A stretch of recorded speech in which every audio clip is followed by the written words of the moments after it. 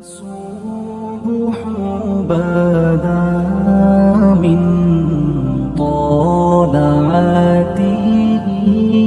پھر حضرت نوح علیہ السلام اور ان کی قوم کے حالات بیان ہوئے کہ نوح علیہ السلام نے جب اپنی قوم کو توحید کی دعوت دی اور انکار پر عذاب الہی سے ڈرایا تو قوم کے سرداروں نے ان سے کہا، بھلا کیا کہا؟ کہنے لگے آپ تو ہم جیسے بشر ہیں، تو ہماری طرح ہی ہیں آپ، اور آپ کے پیروکار پسماندہ یعنی غریب لوگ ہیں اور کم عقل لوگ ہیں. ہماری رائے میں آپ کو معاذ اللہ ہم پر کوئی فضیلت حاصل نہیں، بلکہ معاذ اللہ ثم معاذ اللہ. کہنے لگے آپ تو جھوٹے ہیں، اللہ کے نبی کو کہہ رہے ہیں معاذ اللہ، استغفر اللہ. نوح علیہ السلام نے جواب دیا کہ میں اپنے رب کی جانب سے واضح دلیل رکھتا ہوں اور اس نے مجھے رحمت سے نوازا ہے، لیکن تم میرے مقام کو سمجھنے کی صلاحیت نہیں رکھتے، تم اتنی صلاحیت رکھتے نہیں ہو. اور پھر ارشاد فرمایا کہ میں تم سے دعوت حق کے صلے میں کسی اجر کا طلبگار نہیں ہوں اور نہ ہی میں اہل ایمان کو اپنے پاس سے دھتکارنے والا ہوں، اور میں نے یہ دعویٰ بھی نہیں کیا کہ میرے پاس اللہ کے خزانے ہیں، اور نہ میں از خود غیب جاننے والا ہوں، اور نہ ہی میں یہ کہتا ہوں کہ میں فرشتہ ہوں، نہ میں یہ کہتا ہوں کہ جن لوگوں کو تم اپنی نظروں میں حقیر جانتے ہو اللہ انہیں خیر سے نہیں نوازے گا. فرمایا یہ ٹھیک ہے کہ اللہ بشروں میں سے رسول بناتا ہے، پر جسے بناتا ہے پھر اسے بڑی شانیں عطا فرماتا ہے. پہلے دن سے انسان کا یہ مسئلہ ہے، پہلے دن سے انسان کا یہ مسئلہ ہے کہ وہ کہتا ہے میں انسان سے ہدایت حاصل کروں، لیکن رب نے بھی قانون بنایا ہے کہ اللہ تبارک و تعالیٰ بندے پر ہی وحی فرماتا ہے.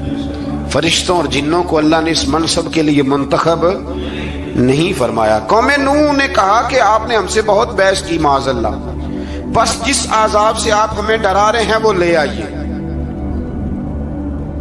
تو نوح علیہ السلام نے کہا کہ اللہ چاہے گا تو تم پر عذاب بھی آ جائے گا. آیت نمبر 37 سے 47 میں بتایا کہ اللہ تعالیٰ کی طرف سے نوح علیہ السلام کو حکم ہوا کہ ہماری نگرانی میں اور ہماری وحی کے مطابق آپ کشتی بنائیے اور ظالموں کے بارے میں ہم سے کوئی بات نہ کریں. حضرت نوح کی خواہش تھی کہ یا اللہ انہیں بھی معاف کر دے. فرمایا یہ ظالم ہے تو میرے نبی ان کے بارے میں مجھ سے کوئی بات نہ کریں، وہ ضرور غرق ہو جائیں گے. پھر وہ کشتی بنانے لگے اور جب ان کی قوم کے سردار ان کے پاس سے گزرتے تو ان کا مذاق اڑاتے. یہ آپ کیا کر رہے ہیں؟ آج بھی وزیر مشیر بڑے بڑے لوگ اللہ ماشاءاللہ دینداروں کا مذاق اڑاتے نہیں؟ اڑاتے ہیں کہ نہیں اڑاتے مذاق؟ یہ کن کا طریقہ ہے؟ یہ تو قرآن مجید کہہ رہا ہے کہ حضرت نوح کی قوم جو کافر تھی ان کا طریقہ ہے اہل ایمان کا مذاق اڑانا. تو وہ مذاق اڑانے لگے. نوح علیہ السلام نے کہا کہ وہ وقت آنے والا ہے کہ جب تمہارا مذاق اڑایا جائے گا اور تمہیں پتہ چل جائے گا کہ رسوا کن عذاب کس پر آئے گا. اللہ تعالیٰ نے فرمایا جب ہمارا حکم عذاب آ پہنچا اور تندور ابلنے لگا، تندور سے آگ نکلا کرتی ہے، پانی نہیں نکلا کرتا، اور نوح علیہ السلام کی قوم پر جب عذاب آیا تو پانی تندور سے نکلا، تندور سے اللہ نے پانی نکالا، جہاں سے پانی نکلا نہیں کرتا، تندور ابلنے لگا. اللہ اکبر.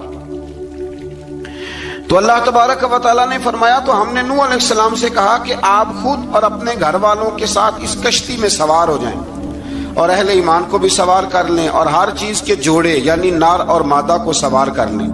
اور ان کے ساتھ ایمان والے بہت کم تھے. حضرت نوح علیہ السلام دعائیں پڑھتے ہوئے سوار ہو گئے. پھر کیا ہوا؟ کشتی انہیں پہاڑوں جیسی موجوں میں لے جا رہی تھی کہ نوح علیہ السلام الگ کھڑے ہوئے اپنے بیٹے سے فرمانے لگے بیٹے ہمارے ساتھ کشتی میں سوار ہو جا اور کافروں کے ساتھ نہ رہو. اس نے یعنی نوح علیہ السلام کے بیٹے نے کہا کہ میں آپ کے ساتھ نہیں بیٹھوں گا، ابھی کوئی پہاڑ آئے گا تو میں پہاڑ کی پناہ لے لوں گا. اگر کسی نیک آدمی کا بیٹا کبھی غلط نکل آئے تو اس کا مطلب یہ نہیں کہ اس نے تربیت ٹھیک نہیں کی. ہاں یہ اعتراض چھوڑ دیں، اس لیے کہ نوح علیہ السلام کا بیٹا کافر ہو گیا اور جب سیلاب نظر آیا تو اس سے کہا کہ آجا سوار ہو جا، تو کہنے لگا میں نہیں بیٹھوں گا، میں تو کسی پہاڑ کی پناہ لے لوں گا اور میں اس کے اندر چھپ جاؤں گا اور وہ پہاڑ مجھے پانی سے بچا لے گا. نوح علیہ السلام نے کہا آج اللہ کے حکم کے سوا کوئی بچانے والا نہیں ہے سوائے اس کے جس پر اللہ رحم فرمائے۔ پھر ان دونوں کے درمیان موج حائل ہو گئی، ایسے ایک موج اٹھی اور حضرت نوح کا بیٹا ڈوب گیا۔ اور جب حضرت نوح کا بیٹا ڈوبا، اللہ کی طرف سے حکم ہوا اے زمین اپنا پانی نگل لے، اے آسمان تھم جا، پانی خوش ہو گیا۔ اللہ کا فیصلہ نافذ ہو گیا اور کشتی کوہ جودی پر ٹھہر گئی۔ نوح علیہ السلام نے اللہ سے التجا کی، کیا میرے پروردگار میرا بیٹا اور میرے اہل سے ہے، اور تیرا وعدہ سچا ہے کہ تم میرے اہل کو بچا لے گا۔ اللہ نے فرمایا نوح وہ آپ کے اہل میں سے ہے ہی نہیں، وہ آپ کے اہل میں سے ہے ہی نہیں۔ اہل میں سے وہ ہوگا جو آپ کے طریقے پہ چلے گا، جو طریقے پہ نہ چلے وہ نسل میں سے ہے ہی نہیں، وہ ختم ہو گئی بات۔ اللہ اکبر۔ اس کے اعمال ٹھیک نہیں، جس بات کی حقیقت کا آپ کو معلوم نہ ہو اس کے بارے میں سوال نہ کریں۔ تو نوح علیہ السلام نے اللہ تعالیٰ سے اپنی اس اجتہادی خطا پر مغفرت اور رحم کی دعا کی۔ پھر طوفان نوح تھم جانے کے بعد وہ سلامتی کے ساتھ اتر گئے۔ اجتہادی خطا میں نے ایک لفظ بولا ہے، یہ اجتہادی خطا کا مطلب یہ ہے کہ بعض اوقات انبیاء سے ایسی باتیں سرزد ہو جاتی ہیں کہ جو تعلیم امت کے لیے ضروری ہوتی ہیں، تاکہ لوگوں کو پتہ چل جائے کہ اللہ کی بارگاہ میں توبہ کیسے کرنی۔ اگر وہ لوگ توبہ نہ کرتے تو ہمیں توبہ کے طریقے سمجھ میں، یعنی ان سے اجتہادی خطا ہو گئی، کہنے میں کرنے میں کوئی ایسی بات ہو گئی جو بظاہر اللہ تعالیٰ کی رضا والی، تو فوراً معافی مانگ لیتے تھے۔ لیکن اب امتی اٹھ کے کہے کہ نبی گناہ گار ہے معاذ اللہ۔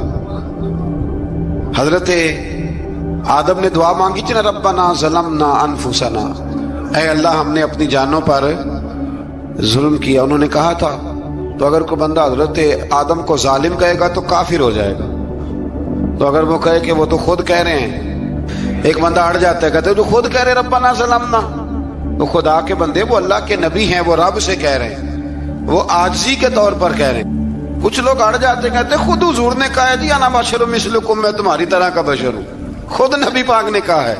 عجیب بیوقوف بندے ہو، نبی کریم تو کہہ سکتے ہیں پر امتی اٹھ کے نہیں کہہ سکتا۔ اس نے تو کہنا ہے وہ حبیب اللہ ہے، اس نے تو کہنا ہے وہ قیامت میں شفاعت کرنے والے ہیں، امتی نے تو کہنا ہے وہ سارے نبیوں کے سردار ہیں، وہ امام الانبیاء ہیں۔ امتی وہ لفظ ادا کرے گا جو اس کے بنتے ہیں۔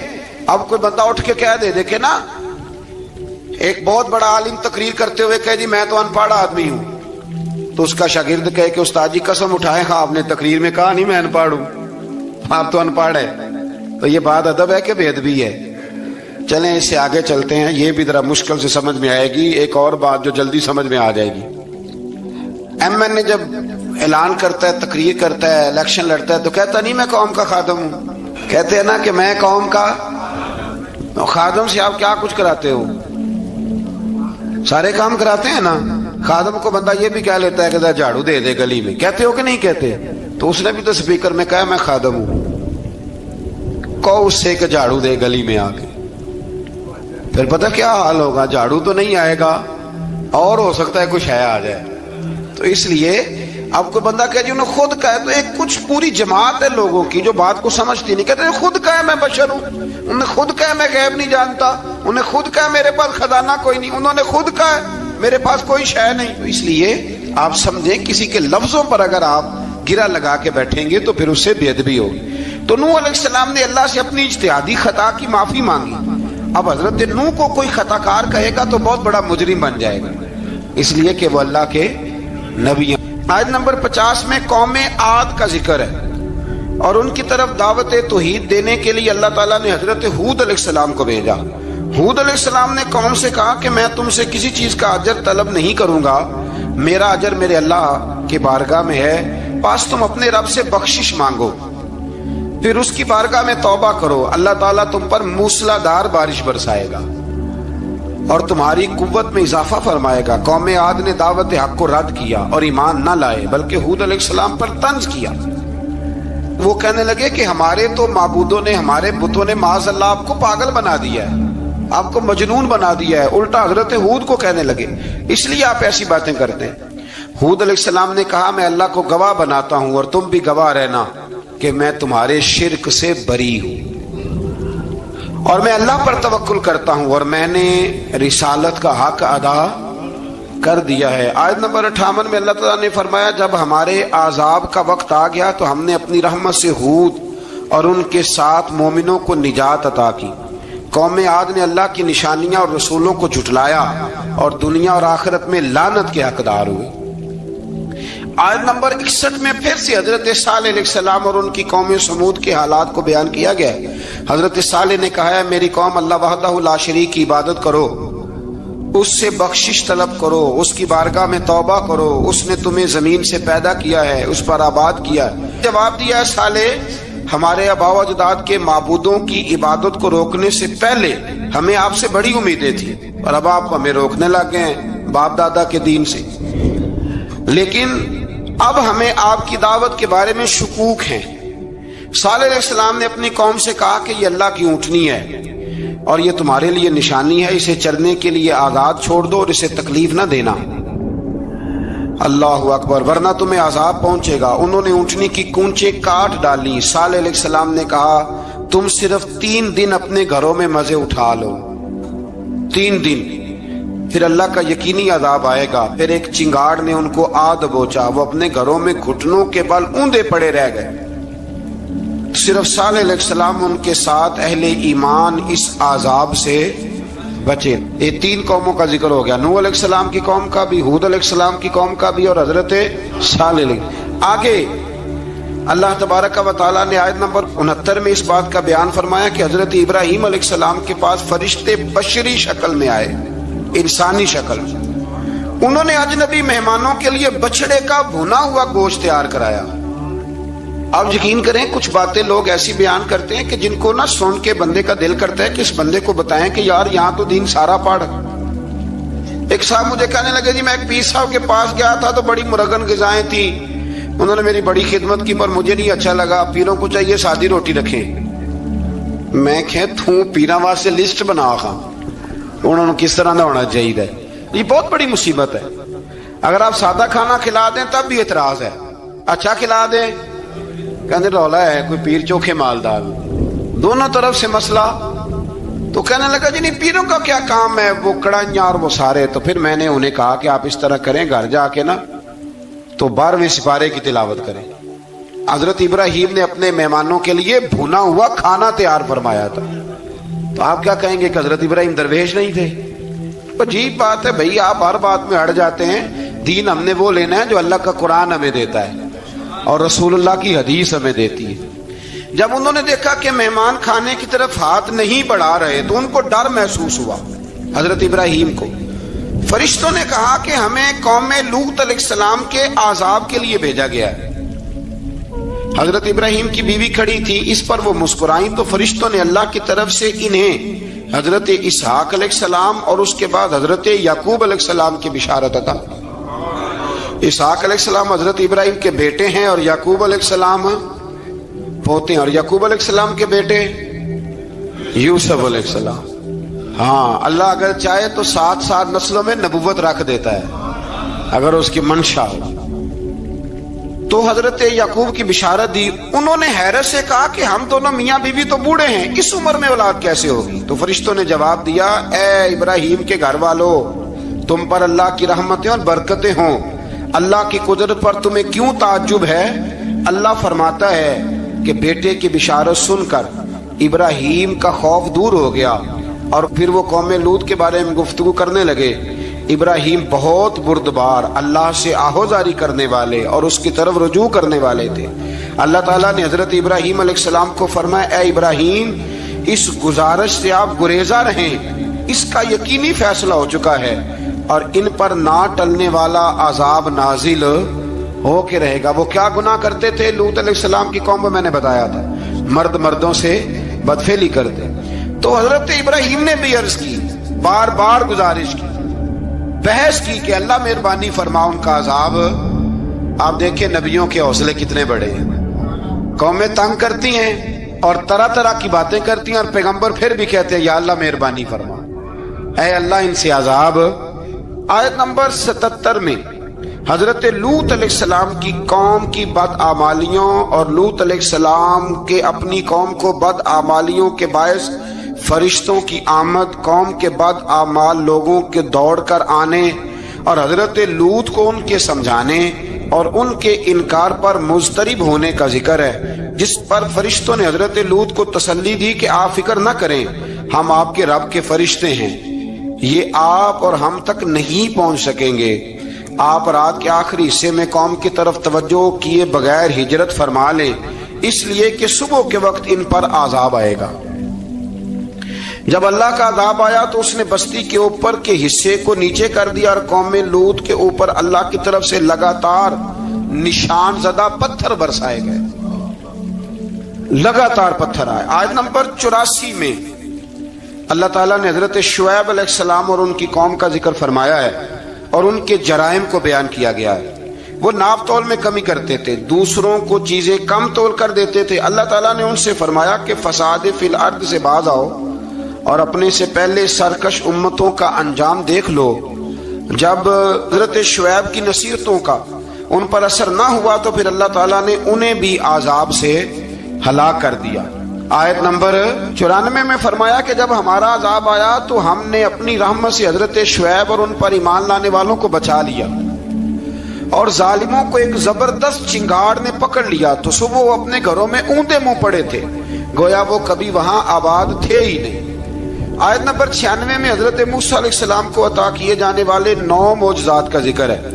پھر فرعون اور اس کے پیروکاروں کے باطل روش کے باعث ان کی ہلاکت کا بھی ذکر فرمایا، اور دنیا اور آخرت میں انہیں ملعون یعنی لعنتی قرار دیا۔ جن بستیوں کو اللہ تعالیٰ نے ہلاک کیا ان میں سے بعض کے آثار موجود ہیں اور بعض کے آثار تک معدوم ہو چکے۔ ان میں سے ہر بستی والے اپنے ظلم کے باعث ہی ہلاک ہوئے۔ اللہ تعالیٰ کسی پر ظلم نہیں فرماتا، لوگ خود اپنی جانوں پر ظلم کرتے ہیں۔ جو شخص عذاب آخرت سے ڈرتا ہے اس کے لیے اس میں نشانیاں موجود ہیں۔ آیت نمبر 106 سے اللہ تعالیٰ نے انجام کے اعتبار سے لوگوں کی 2 قسمیں بیان کی۔ 2 قسمیں فرمایا، ایک ہیں سعادت مند لوگ اور دوسرے ہیں بدبخت۔ فرمایا بدبختوں کا ٹھکانہ جہنم ہے جس میں وہ ہمیشہ رہیں گے، اور نیک بختوں کا ٹھکانہ جنت ہے، وہ ہمیشہ اسی میں رہیں گے، اور ان کے لیے اللہ کی طرف سے نا ختم ہونے والی عطائیں۔ آیت نمبر 110 میں حضور صلی اللہ علیہ وسلم کو تسلی دی گئی کہ جس طرح یہ لوگ قرآن کے بارے میں اختلاف کرتے ہیں، اسی طرح قوم موسیٰ نے تورات کے بارے میں بھی اختلاف کیا تھا، اور اللہ نے ان کے اعمال کا پورا بدلہ انہیں دیا۔ آیت نمبر 112 سے سرکشی کو چھوڑ کر احکامات دین پر استقامت اختیار کرنے اور ظالموں کے ساتھ میل جول رکھنے سے بچنے کا حکم دیا گیا ہے، اور فرمایا کہ ظالموں سے میل جول کا انجام دوزخ کی آگ ہے۔ ہم لوگ نہ شکوہ کرتے ہیں، کسی حکومت کو بنے ہوئے 6 مہینے گزرتے ہیں تو شکوہ شروع ہو جاتا ہے، حالانکہ وہ خود تو نہیں نہ بنتے، ان کو کوئی بنانے والا ہے۔ تو ظالم کا جو مددگار ہوتا ہے وہ بھی ظالم ہوتا ہے، اس لیے احتیاط کریں۔ اور یہ صرف سیاستدانوں کی بات نہیں، دنیا کے ہر معاملے میں آپ غور کریں کہ آپ کسی ظالم کے مددگار تو نہیں۔ اللہ تعالی ہمیں حق پر استقامت عطا فرمائے۔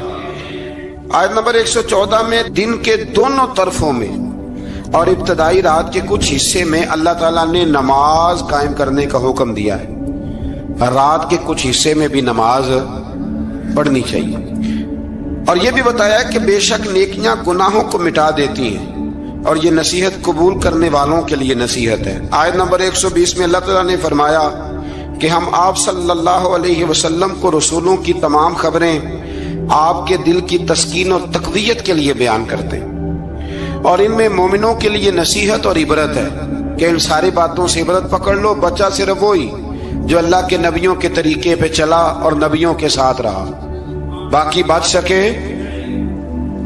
نہیں۔ اللہ تعالیٰ کی طرف سے توحید و رسالت اور وقوع قیامت کے دلائل بھی ہیں۔ آیت نمبر 123 میں فرمایا کہ آسمانوں اور زمینوں میں سب غیب اللہ ہی کے ساتھ مختص ہیں، اور ہر کام اسی کی طرف لوٹایا جاتا ہے۔ آپ اسی کی عبادت کیجئے، اسی پر توکل کیجئے، اور آپ کا رب لوگوں کے اعمال سے غافل نہیں ہے۔ اسی بارے میں آگے سورۃ یوسف شروع ہو رہی ہے۔ اس کو اللہ تعالیٰ نے کہا ہے کہ یہ بڑا پیارا قصہ ہے، احسن القصص کا، قصوں میں سونا قصہ۔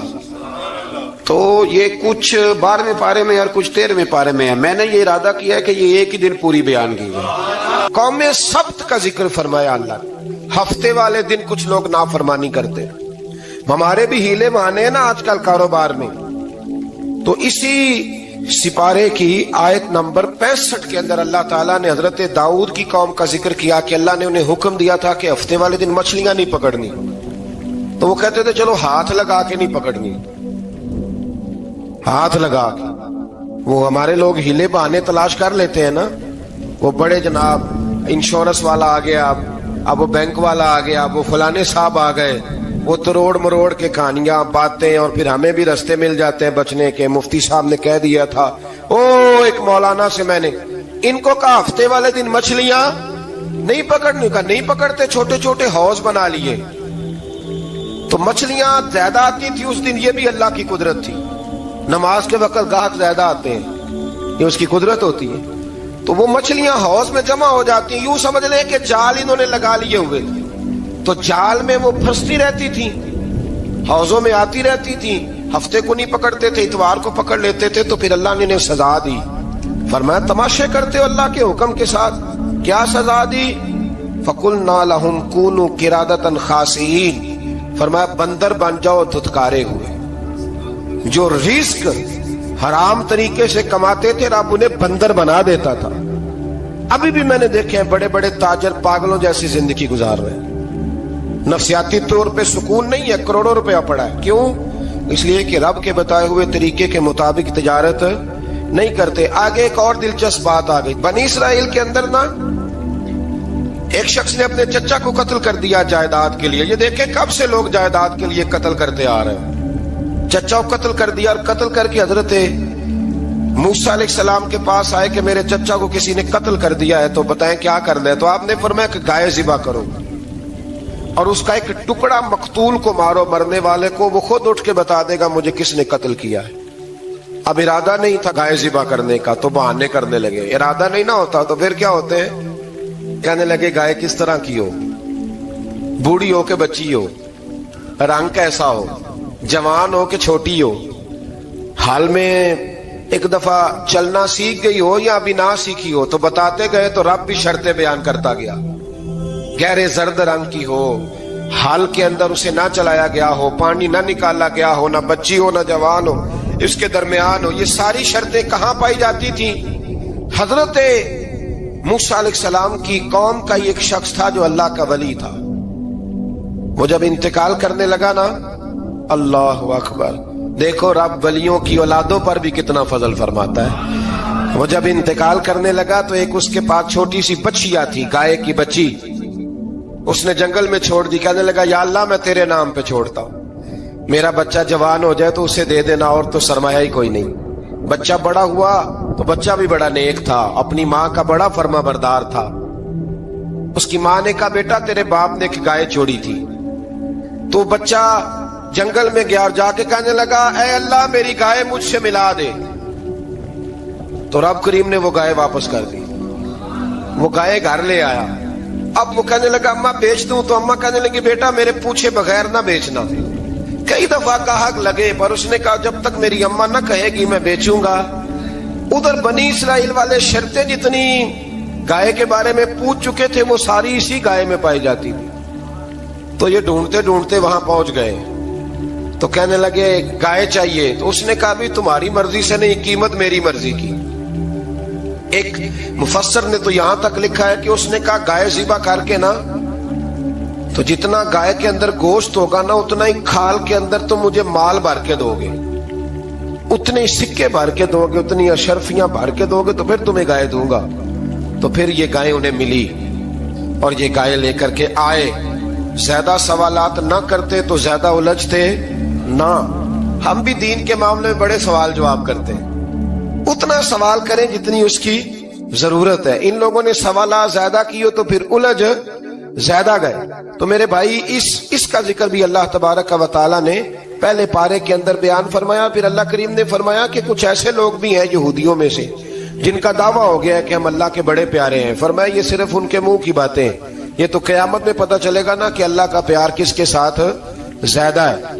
اور پھر یہ بھی یہودیوں نے دعویٰ کیا ہے. اسی پارے میں اللہ فرماتے ہیں کہ ان کا دعویٰ ہے کہ ہم اللہ کے بڑے پیارے ہیں, جنت میں ہم ہی جائیں گے. تو اللہ فرماتے ہیں پھر مرنے کی دعا تو کرو, जन्नत में तो मार के जाना है ना, लेकिन रब फरमाते हैं ये कभी मरने की दुआ नहीं करेंगे, इसलिए कि इन्हें पता है कि हमने आखिरत के लिए क्या भेजा। लेकिन जी पहला हुक्म आ गया या अय्युहल्लज़ीना आमनू कह के, पहली आयत कुरान पाक की पहले सिपारे में पहली आयत जिसमें अल्लाह ने कहा या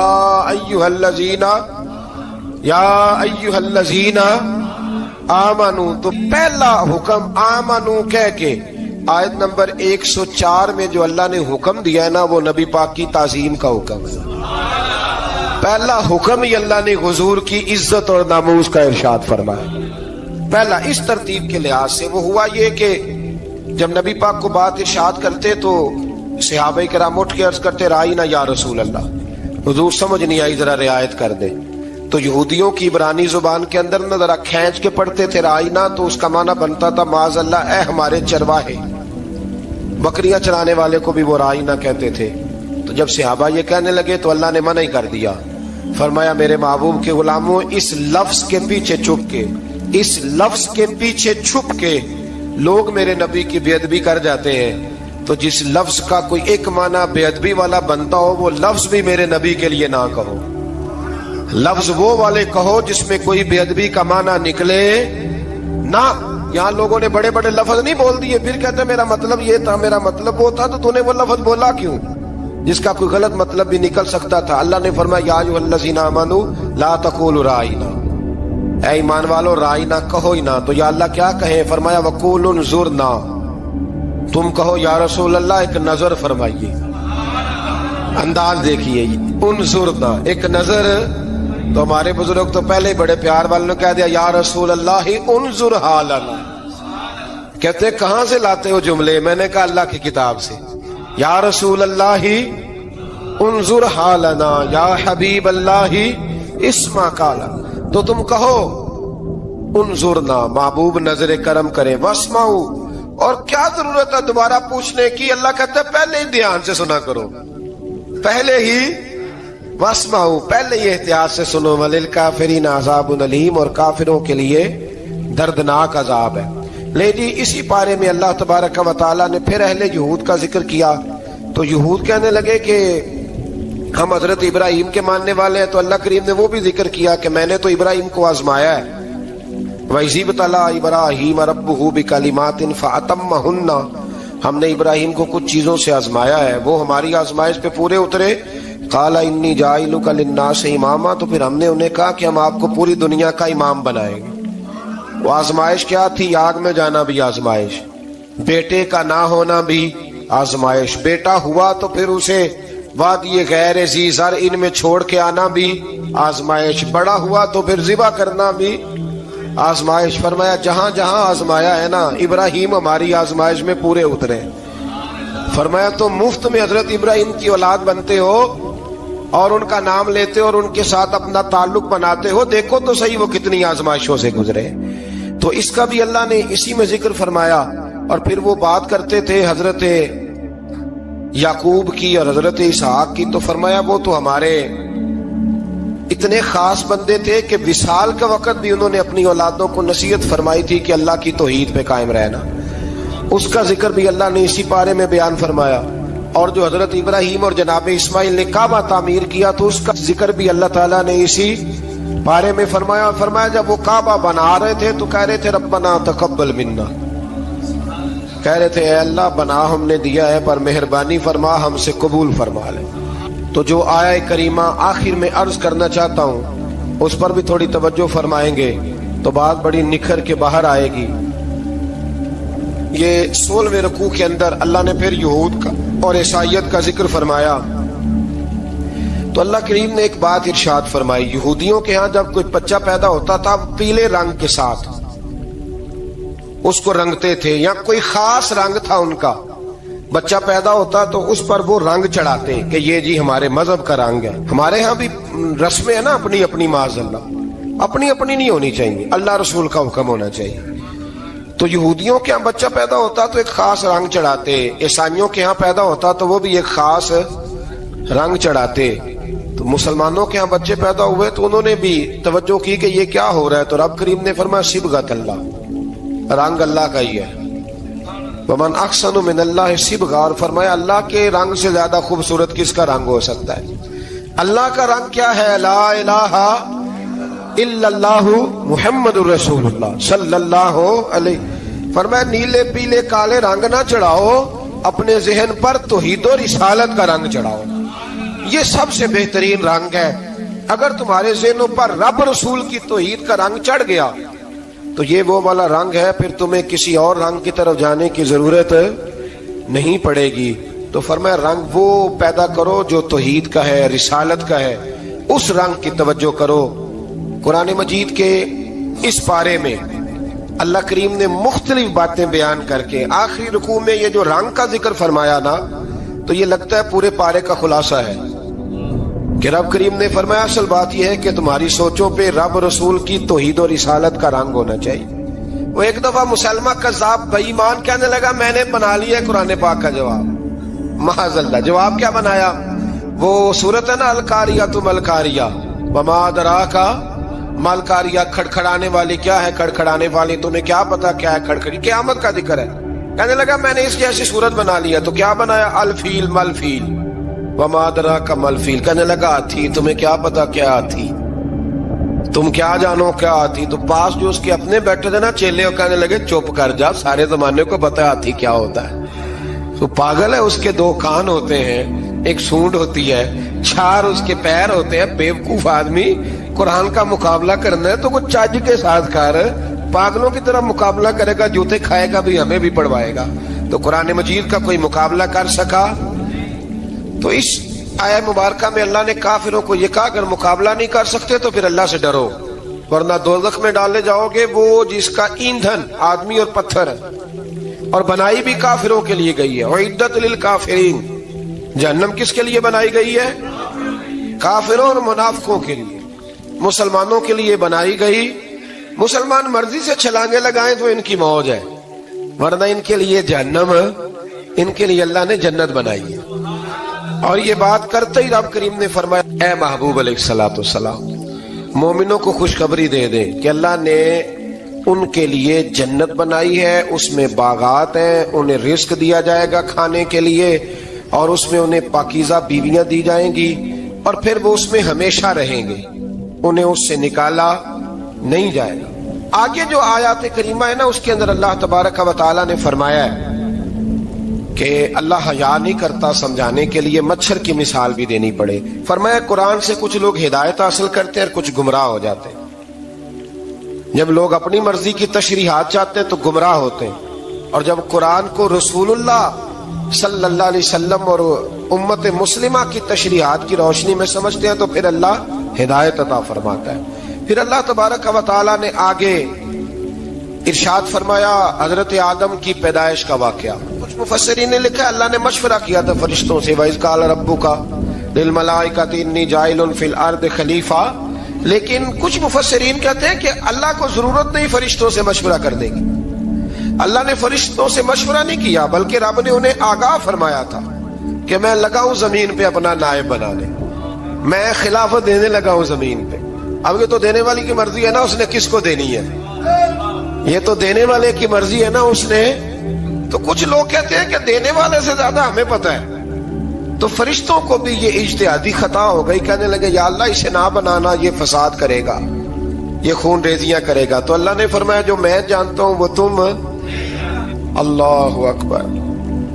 इमाम राजी फरमाते जब रमजान आता है तो अल्लाह फरिश्तों से कहता है जरा ये खोल के दरवाजे देखो ना, ये जमीन पे क्या कर रहे हैं। तुम तो कहते थे फसाद करेंगे और ये सारे तरावियां पढ़ रहे हैं। तुम तो गोया कहते थे फसाद करेंगे और ये तो देखो गोया रमजान के रोजे रख रहे हैं, ये तो मेरी याद में निकले हुए। तुम कुछ कहते थे और देखो मैंने तुम्हें कहा था ना जो मैं जानता हूं वो तुम। अल्लाह ने फिर हजरत आदम अलैहिस्सलाम को तमाम जमाने के उलूम अता किए, इल्म सिखा लिया। तो फरिश्तों से कहा तुम भी इन चीजों के नाम बताओ, तो वो बता सके नहीं।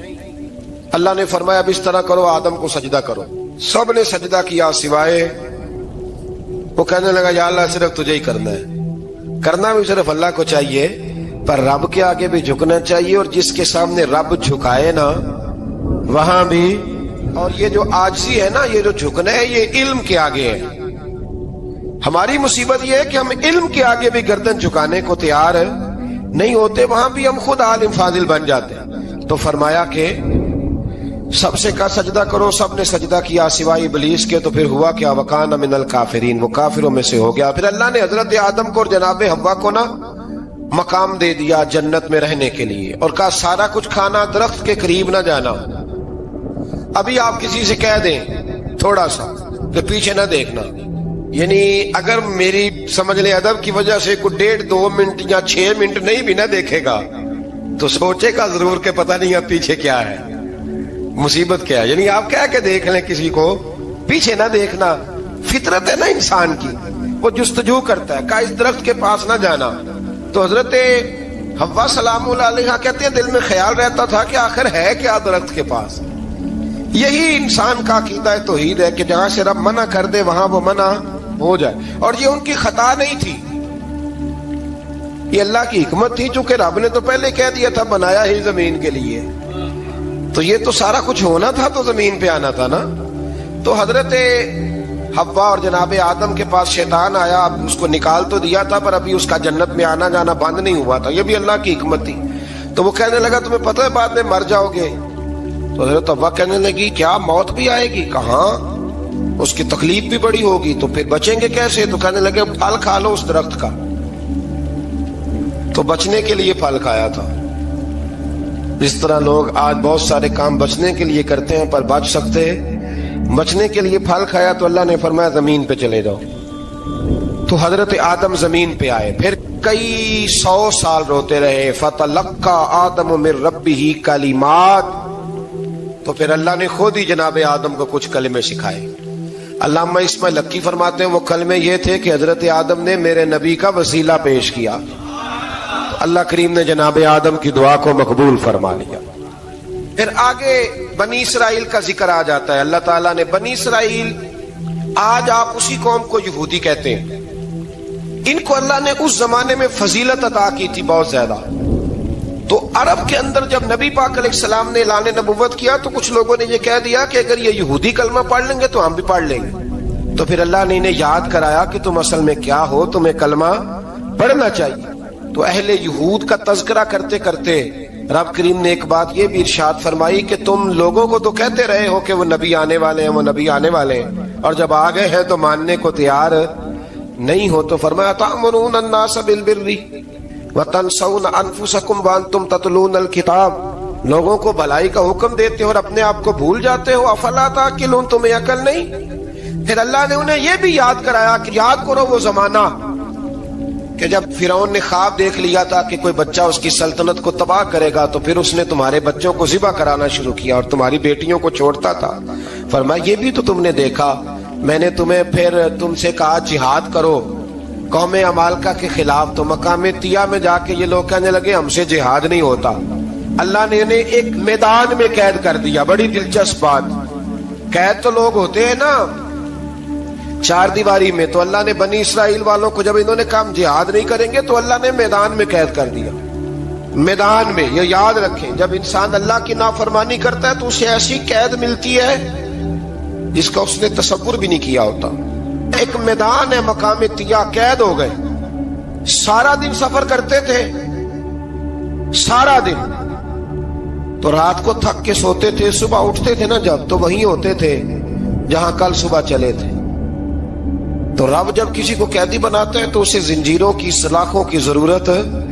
دعا فرمائے اللہ تبارک و تعالی غموں سے نجات عطا فرمائے، یہ دعا فرمائے، ایسی قید دیتا ہے کہ جس سے پھر چھٹکارا ہو سکتا۔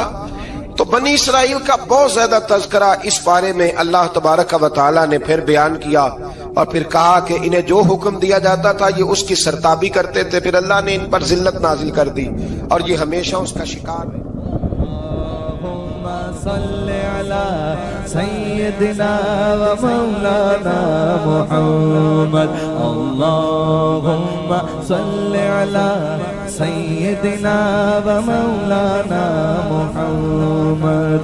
اللہ کے شیر ہے در کرار پر درود، اللہ کے شیر ہے در کرار پر درود، اللہ کے شیر غیدر کرار پر درود حضرت حسن حسین کے کردار پر درود اللہم صلی علی سیدنا و مولانا محمد وعلی سیدنا علی و سیدتنا فاطمہ و سیدتنا زینب و سیدنا حسن و سیدنا حسین وعلی آلہ و صحبہ و بارک وسلم